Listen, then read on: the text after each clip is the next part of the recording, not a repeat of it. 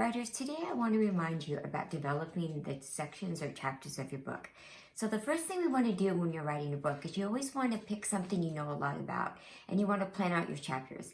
Then you want to write each chapter and as a rough draft.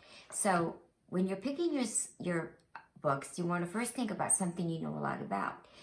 And that way, because you know so much about it, you're able to write about a whole page or more for each chapter. So I'm thinking about writing a book about teaching from home now.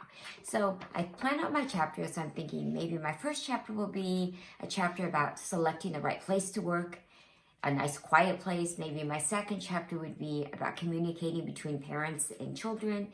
The next chapter might be some of the great websites you can use from teaching at home. And the next chapter would be maybe how to grade the papers that are coming online. And maybe my last chapter would be the pros and cons of teaching from home. So let me show you. I started my first chapter, setting up a workplace. And let's see what you think of my first chapter. I put it up here.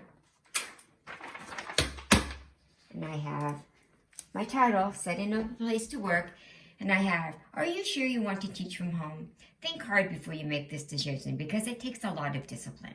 One of the first steps is to find an office or quiet place to work. Now, what do you think? Do you think that's a complete chapter?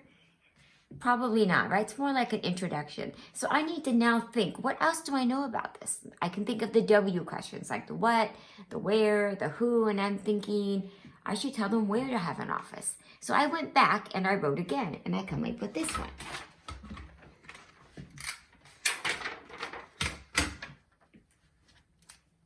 So now I have, are you sure you want to teach from home?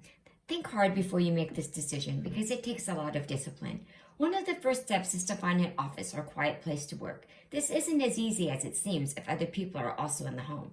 For example, you decide to work at the kitchen table because you will have a large workspace, but suddenly at 12 o'clock, everybody in the house wants to eat lunch. The area is no longer a productive area for business.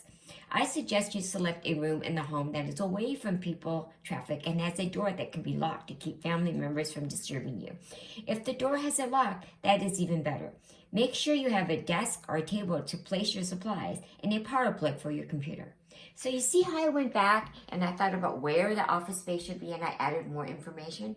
So when you're going back, some of you are starting an information book, some of you are in the middle of it, some of you have your rough draft done. What I'd like everyone to do is go back and make sure that your chapter is filled with information and not just a fun fact.